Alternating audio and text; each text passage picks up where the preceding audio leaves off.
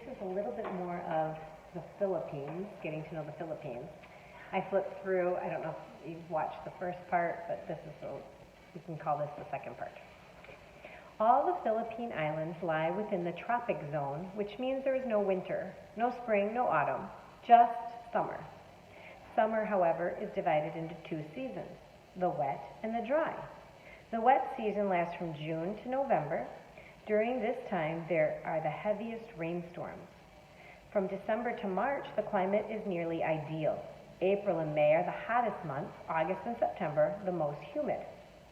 The Philippines' constant warm temperature, combined with plenty of rain, produces a very green landscape. Trees, bushes, plants, and flowers grow so rapidly that the farmer must constantly fight to keep his fields clear. When trees are cut down in the forest, it is only a short time before the green growth covers everything again.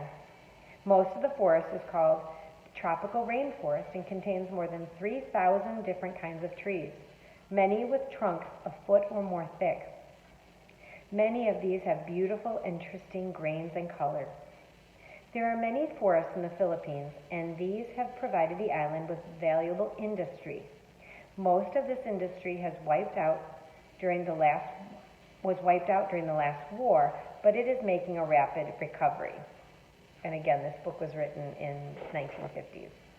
Much lumber is being used to date in rebuilding war-damaged cities, but some is also being shipped to the United States and other countries.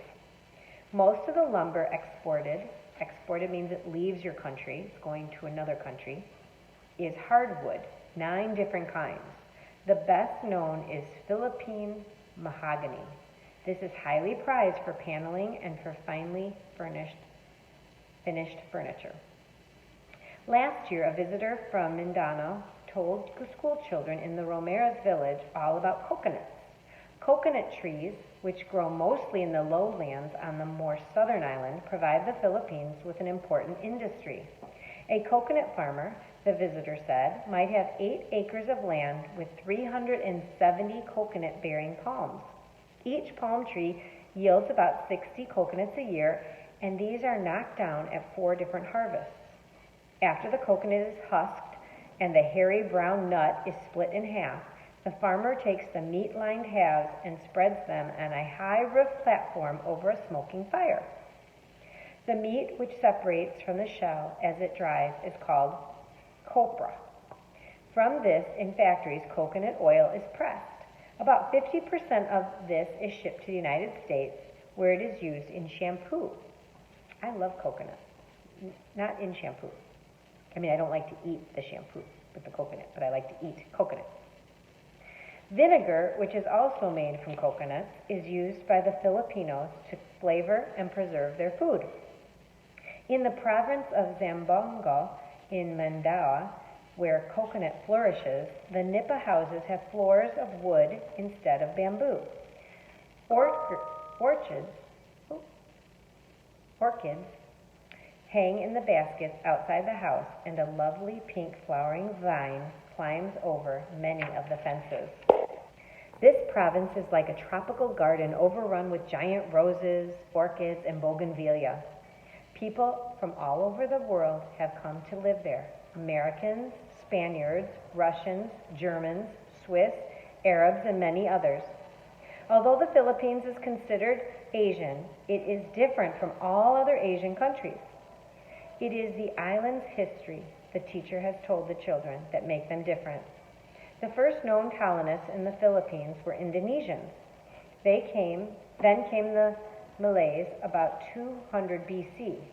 Most present-day Filipinos are descendants of these Malays. During the 14th and 15th century, while Malayan Mohammedans were settling the Mindanao, some Indo-Chinese and Chinese were colonizing the northern parts of the Philippines. Like the colonists in America, these early people had to hack their way into the country and clear away the thick forest before they could plant their fields and build their houses. Some of them were so clever that even today's skilled engineers marvel at their work. These were the colonists who built the famous rice terraces in northern Luzon.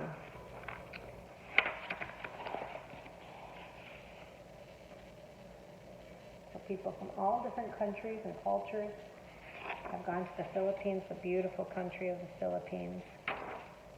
Rex is especially interested in the story of these terraces. Hauling stone by hand up the rough hills from the lowlands without using cement of any kind, these people built a very intricate system of irrigated terraces on the steep slopes of the mountains.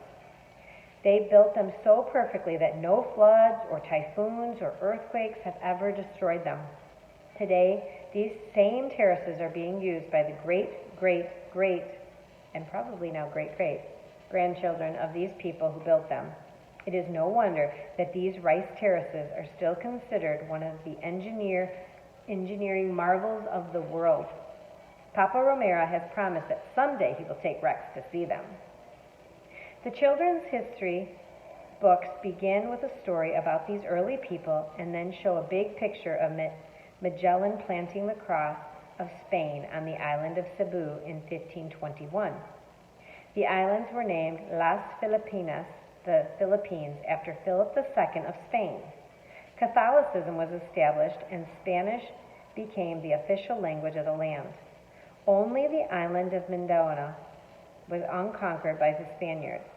In later years, neither could the Americans nor the Japanese conquer this island. The people of Mindanao are called Moros. Most still follow the Mohammedan religion brought from Malay long ago. They dress in bright colors. Men wear red fezzes or brightly colored twisted turbans on their head.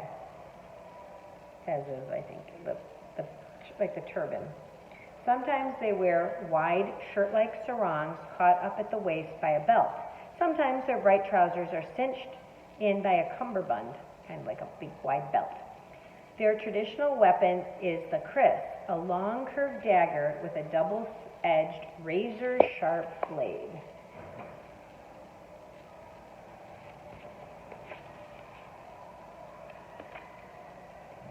Sometimes the women wear snug trousers or cotton or silk, sometimes a malong, which is a brightly colored silken cloth draped around their hips and over one shoulder.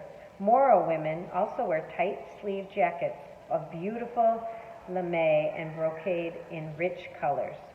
Some Moro women keep their fingernails very long. Some rouge, that means put lipstick on only one lip. Some file their teeth to pointed stubs. In spite of their differences in dress and custom, they are all Filipinos, at peace today with the countrymen. And I think that's a good spot to stop because I have students coming in. I hope you enjoyed hearing more about the Philippines.